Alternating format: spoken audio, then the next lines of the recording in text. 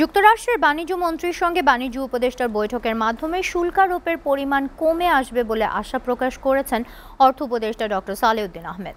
বাংলাদেশি পণ্যের উপর ৩৫% শুল্ক আরোপ যৌক্তিক নয় বলে জানান উপদেষ্টা। বলেন, যুক্তরাষ্ট্রের শুল্ক আরোপ আলোচনার মাধ্যমে কমিয়ে আনা সম্ভব। সচিবালয়ে সরকারি ক্রয় সংক্রান্ত উপদেষ্টা কমিটির বৈঠক শেষে তিনি কথা বলেন। এদিকে বাণিজ্য সচিব জানান, আগামী ১০ এবং ১১ জুলাই যুক্তরাষ্ট্রের বাণিজ্য মন্ত্রীর সঙ্গে বৈঠক হবে। নুরুদ্দিন খানের প্রতিবেদন। চলতি বছরের ৩ এপ্রিল বিশ্বের বিভিন্ন দেশের উপর নতুন করে শুল্ক আরোপ করেন মার্কিন প্রেসিডেন্ট ডোনাল্ড ট্রাম্প। সে সময় বাংলাদেশি পণ্যের উপর ৩৭% শুল্ক আরোপ করে তার প্রশাসন। আরোপের পর ৩ মাসের জন্য স্থগিত রেখেছিলেন সেই শুল্ক। ৩ মাস পর বাংলাদেশ থেকে আমদানি করা পণ্যের ওপর ৩৫% শুল্ক নির্ধারণ করেছে মার্কিন প্রেসিডেন্ট, যা আগামী ১ আগস্ট থেকে কার্যকর হবে বলে জানায় তার প্রশাসন। এ বিষয়ে সরকারি ক্রয় সংক্রান্ত উপদেষ্টা কমিটির বৈঠক শেষে কথা বলেন অর্থ উপদেষ্টা। জানান, বাংলাদেশি পণ্যের ওপর ৩৫% শুল্ক আরোপ যৌক্তিক নয়। আমাদের ডেফিসিট মাত্র $5 বিলিয়ন, ভিয়েতনামের ১২৫ বিলিয়ন।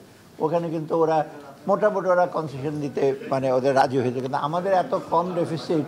আমরা চেষ্টা করছি যে আমাদের এত কম ডেফিসিটে এত শুল্ক দেওয়ার তো কোনো জাস্টিফিকেশন থাকে না।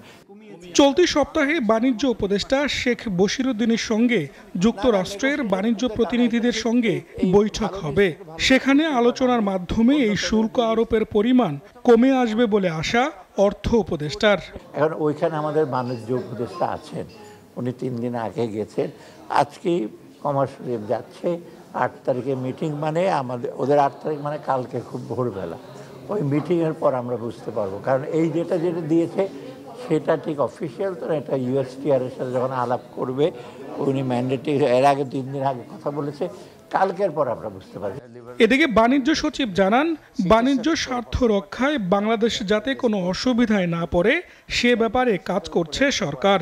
বাংলাদেশের জন্য প্রধান বিবেচ্য হলো আমাদের বাণিজ্য স্বার্থ সংরক্ষণ করা এবং যুক্তরাষ্ট্রের বাজারে বাংলাদেশের যে এক্সিস্টিং বাণিজ্য আছে সেই বাণিজ্যটা রক্ষা করা।